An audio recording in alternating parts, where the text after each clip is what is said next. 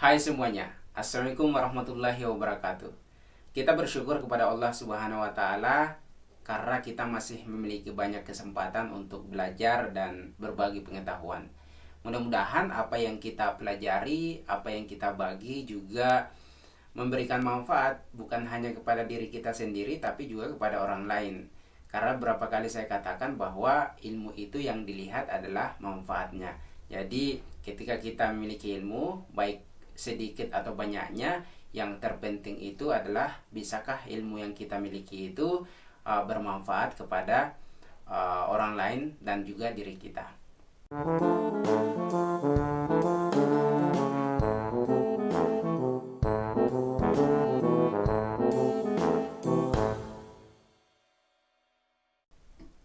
Nah, pada kesempatan ini saya akan sharing tentang uh, tips dalam mendapatkan ide dan judul penelitian. Lebih detailnya, judul judul video ini adalah jurus ampuh menemukan ide dan judul penelitian atau skripsi. Jadi dari judulnya ini tentunya kita sudah tahu bahwa mudah-mudahan teman-teman yang menonton video ini bisa mendapatkan ide atau judul penelitian. Saya perkirakan, saya prediksi teman-teman ini diantaranya adalah mahasiswa semester akhir yang butuh judul atau ide mengenai penelitian yang akan dilaksanakan di skripsinya. Atau mungkin ada yang mahasiswa belum semester akhir tapi siap-siap dari sekarang. Ada juga yang masih sekolah menengah dan lulus siap masuk kuliah. Belajar dari sekarang itu tidak ada salahnya karena dunia kampus itu adalah dunia meneliti juga. Jadi mudah-mudahan video ini bisa memberikan referensi tambahan kepada teman-teman untuk belajar penelitian. Tapi sebelum saya lanjut, saya ingin berikan pengantar bahwa ada istilah yang akan kita gunakan di sini yaitu karya tulis ilmiah. Karya tulis ilmiah ini adalah uh, karya tulis yang ditulis menggunakan metode-metode ilmiah secara sistematis. Jadi biasanya penelitian juga itu yang ditulis dalam bentuk karya tulis ilmiah. Sedangkan penelitian adalah usaha-usaha untuk mencari, uh, menemukan, menginterpretasikan dan merevisi fakta-fakta. Dan itu dilakukan secara aktif, tekun, dan sistematis dan juga menggunakan metode-metode ilmiah. Sedangkan skripsi adalah sama dengan penelitian juga, tapi skripsi ini dikhususkan kepada mahasiswa semester akhir di jenjang S1. Jadi biasanya umumnya mereka untuk bisa selesai mendapatkan gelar sarjana ya harus melalui tahap pengerjaan skripsi. Dari pengantar yang saya berikan tadi, teman-teman mungkin sudah mendapatkan bayangan bahwa penelitian itu akan teman-teman lalui. Karena untuk mendapatkan gelar sarjana selesai dari strata 1 ya harus melalui penelitian atau skripsi. Masalahnya adalah banyak mahasiswa yang kebingungan mau meneliti apa. Mereka tidak memiliki ide, mereka tidak memiliki judul tentang apa yang mau diteliti. Dan itu bisa menghabiskan waktu berminggu-minggu bahkan berbulan-bulan hanya untuk mencari judul dan ide penelitian. Ada dua hal yang penting kita lakukan di awal, yaitu tentukan minat dan bidang keilmuan Anda. Jadi bisa jadi kita memiliki minat di suatu subjek atau suatu bidang, tapi itu bukan bidang kita. Bagaimana contohnya? Misalnya saya suka tentang ilmu psikologi, ilmu kejiwaan, tapi bidang saya teknik. Jadi itu tidak nyambung antara minat dengan bidang ilmu kita. Kalau saya bidang teknik, saya harus mencari hal atau bidang yang subjek yang sesuai dengan bidang saya. Contohnya saya bidang teknik sipil misalnya, saya berminat untuk di subjek struktur gedung misalnya. Jadi begitu. Dan yang kedua adalah yang perlu kita lakukan di awal adalah mulai dari sekarang Anda harus mencintai penelitian. Kenapa? Teman-teman sudah dapat pengantar tadi bahwa Anda akan melalui yang namanya penelitian. Yakinlah bahwa ketika Anda melakukan penelitian, kualitas Anda akan lebih baik lagi. Ilmu Anda akan bertambah, dan itu sangat bermanfaat kepada Anda pasca kuliah. Anda mungkin berpikir bahwa saya tidak akan jadi peneliti setelah selesai kuliah. Ya, walaupun Anda tidak jadi peneliti, ilmu penelitian itu tetap Anda gunakan apapun profesi Anda. Ketika Anda mau jadi petani, tetap Anda membutuhkan ilmu meneliti. Bagaimana kira-kira pupuk yang cocok untuk tanaman saya. Anda mungkin bereksperimen bahwa pupuk A tidak cocok, ternyata pupuk B yang cocok, dan sebagainya. Anda mau jadi dokter, ya Anda pun akan menggunakan ilmu meneliti tadi. Anda mau jadi polisi, Anda mau jadi pengacara. Jadi pengacara, Anda akan meneliti tentang kasus misalnya. Anda jadi pengusaha, ya sama saja, ilmu penelitian tetap Anda gunakan. Anda mungkin meneliti tentang target pasar Anda, apa minat pelanggan Anda, dan sebagainya. Intinya adalah ilmu penelitian itu akan selalu Anda gunakan di profesi Anda. Walaupun mungkin tidak akan sama dengan ketika Anda berprofesi sebagai peneliti. Mungkin akan lebih sedikit porsinya dari profesi peneliti. Tapi intinya tetap Anda butuhkan. Jadi dua konsep tadi yang perlu Anda lakukan di awal adalah tentukan minat dan bidang keilmuanmu, dan yang kedua adalah cintai penelitian. Nah, untuk menulis karya tulis ilmiah atau melakukan penelitian atau skripsi, maka yang penting di sini sesuai dengan tema kita adalah ide dan judul penelitian. Ide dan judul ini dua hal yang berbeda walaupun sangat berkaitan, dan biasanya itu dilakukan bersamaan di awal. Nah, ide penelitian yaitu tentang apa yang akan kita lakukan, apa yang kita teliti, bidang apa yang akan menjadi penelitian kita. Sedangkan judul penelitian itu sudah spesifik apa yang akan tertulis di karya tulis Anda nantinya.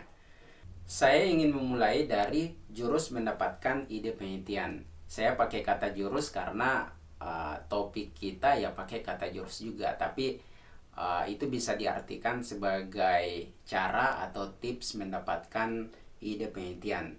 Jadi di sini berdasarkan pendapat pribadi saya tawarkan rumus BCK. BCK bisa diasosiasikan dengan becak, becek, bacok, atau apalah, yang jelas gampang kita ingat. Nah, B-nya apa? Yaitu baca karya tulis ilmiah. Baca karya tulis ilmiah ini contohnya skripsi senior-senior teman-teman, atau jurnal-jurnal penelitian yang ada di bidang teman-teman.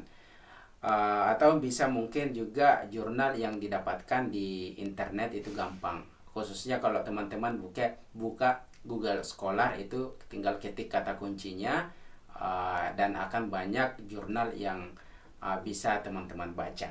Ingat, apa yang teman-teman baca itu sesuai dengan bidang dan minat teman-teman. Jadi skripsi atau jurnal yang teman-teman baca itu Anda bisa mendapatkan kira-kira apa yang belum diteliti oleh penulis, atau apa yang disarankan oleh penulis untuk kita teliti. Itu biasanya kita dapatkan di bab 5. Tapi kalau tidak ada dituliskan secara eksplisit di situ, maka teman-teman bisa simpulkan sendiri bahwa dari sekian banyak yang dibaca, misalnya ini yang belum diteliti. Bagaimana contohnya? Misalnya tentang kita ambil topik misalnya di bidang pendidikan. Anda baca misalnya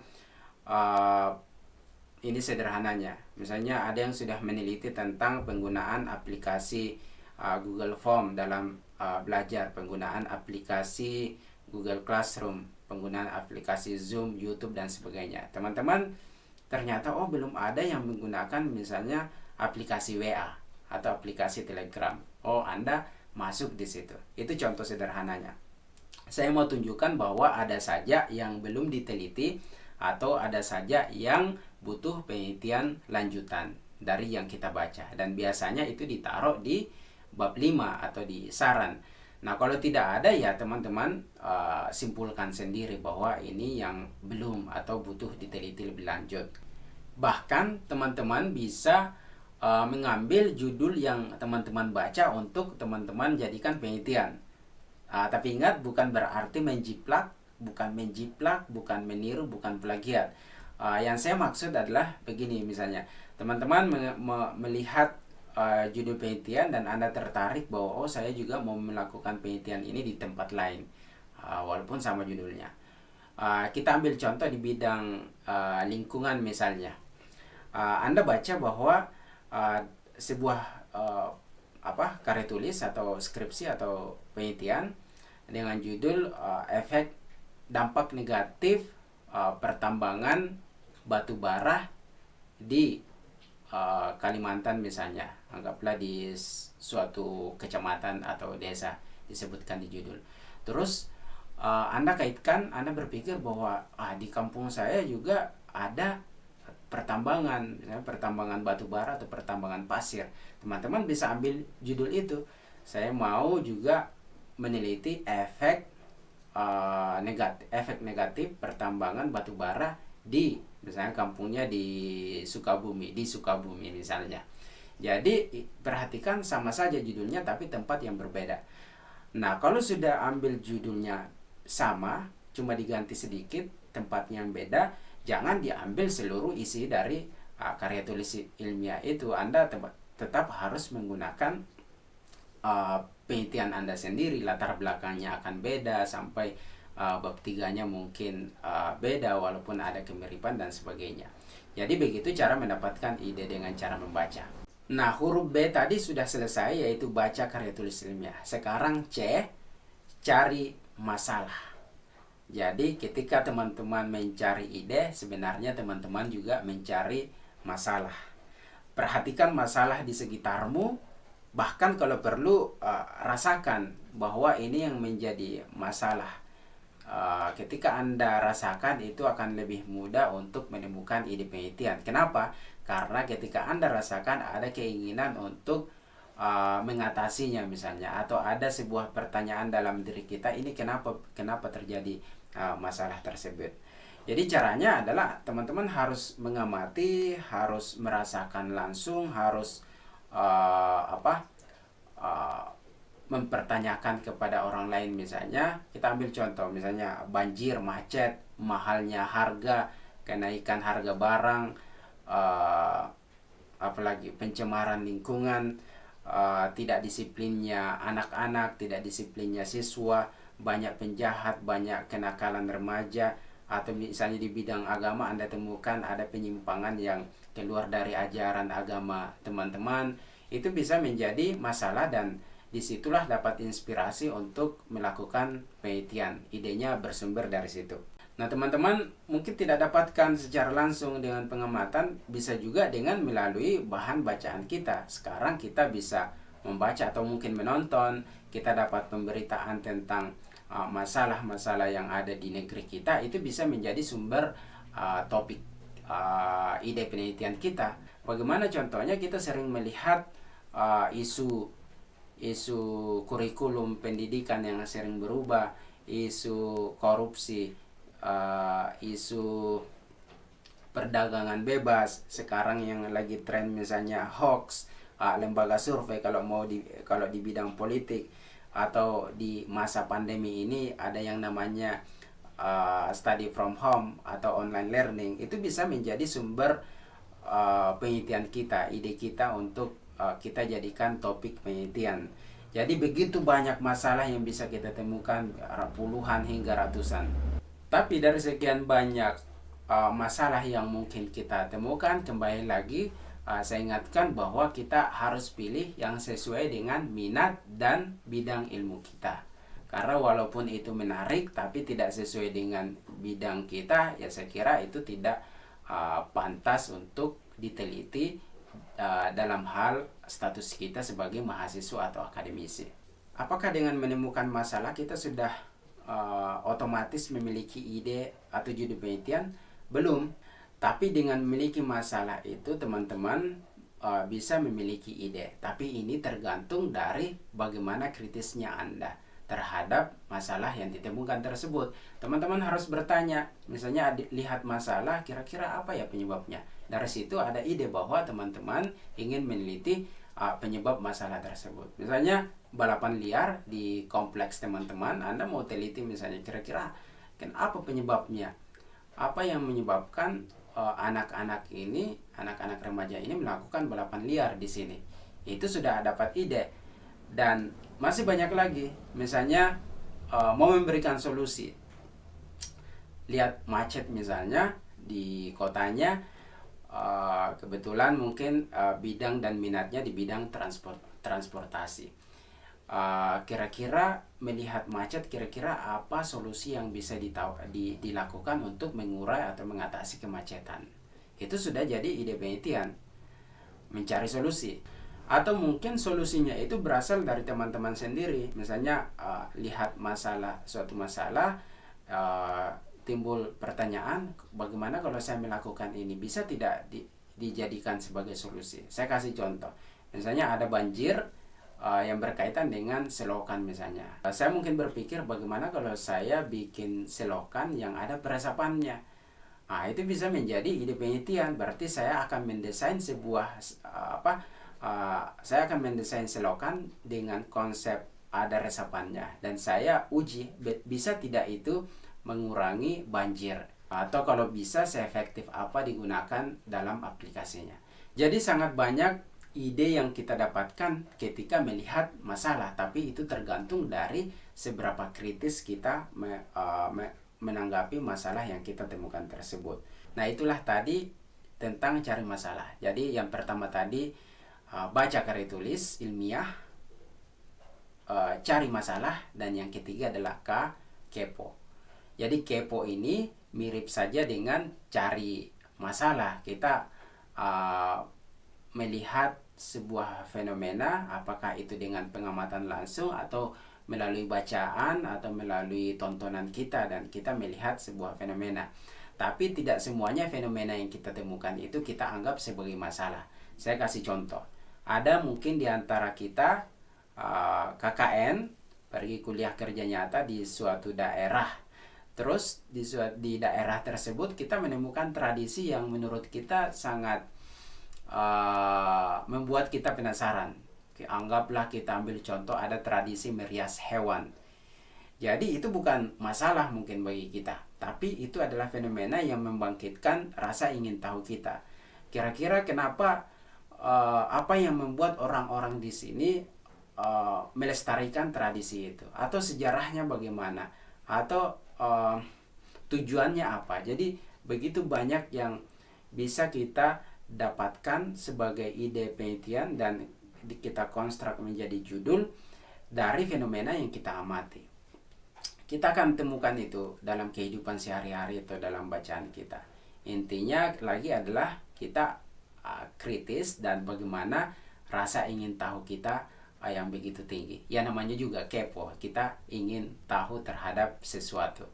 Jadi tiga ini menurut saya sangat vital, sangat penting dalam mendapatkan ide penelitian. Mungkin ada yang bertanya, apakah ada cara lain selain cara BCK tadi? Ya, bagi saya itu adalah cara yang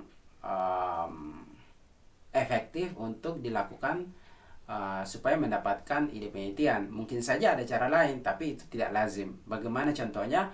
Misalnya teman-teman diminta oleh dosen untuk meneliti ini. Itu kan langsung dikasih ide dan mungkin judul. Itu tidak lazim. Berapa banyak dari kita yang diberikan dosen judul atau ide penelitian. Atau ada juga yang mengatakan bahwa teman saya dapat ide tidak pakai rumus tadi, dia masuk kamar mandi tidak punya ide, pas keluar dia dapat ide penelitian.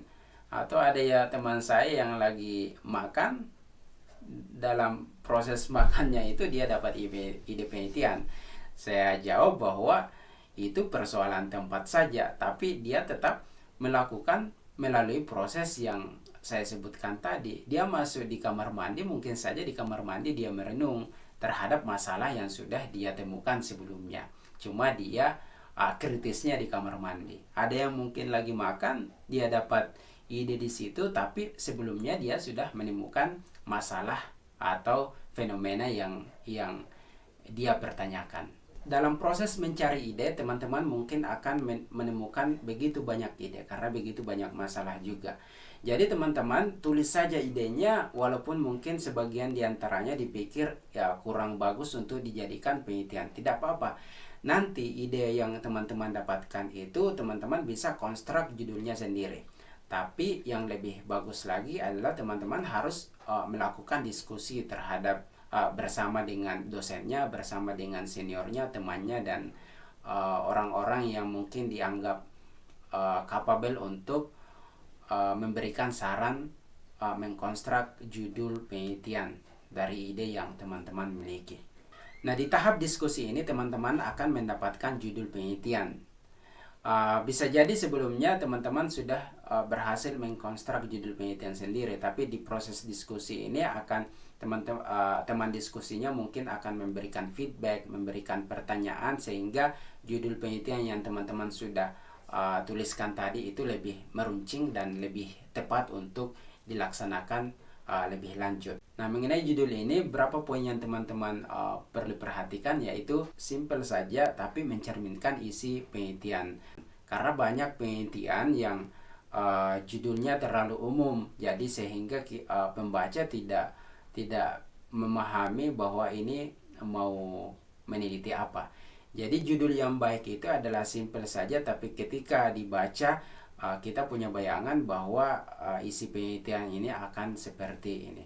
Jadi pembaca juga tertarik untuk membaca abstrak kita dan lebih lanjut sampai isi penelitian kita. Nah, selanjutnya mengenai judul kita, ya harusnya bisa memberikan manfaat.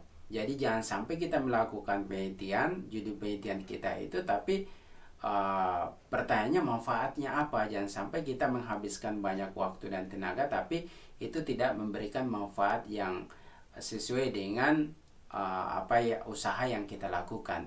Jadi manfaatnya bisa kepada bidang keilmuan kita, atau bisa kepada masyarakat umum, kepada pemerintah, kepada kelompok tertentu, dan sebagainya. Nah, selain itu, judul penelitian kita harusnya unik dan menarik, karena itu yang membuat pembaca untuk terus membaca isi penelitian kita, atau itu juga yang membuat kita semakin semangat untuk melakukan penelitian. Yang tidak kalah pentingnya di sini berkaitan dengan judul adalah mampu tidak dikerjakan. Mampu dalam artian waktunya. Apakah waktu yang kita butuhkan ini tidak lebih lama dari waktu yang kita miliki. Misalnya kita masih memiliki waktu 1 semester untuk mengerjakan skripsi, sedangkan penelitian kita ini butuh waktu setahun untuk bisa selesai, berarti itu harus ditinggalkan. Atau juga berkaitan dengan lokasi, bisa tidak kita jangkau lokasi penelitian kita, atau subjeknya. Subjek di sini, misalnya kita mau mewawancarai seseorang, bisa tidak kita mewawancarainya. Saya kasih contoh, ingin mewawancarai misalnya menteri atau presiden atau gubernur. Pertanyaannya, bisa tidak kita mewawancarai mereka? Belum lagi kalau gubernurnya banyak, bisa tidak? Kalau bisa ya enggak apa-apa.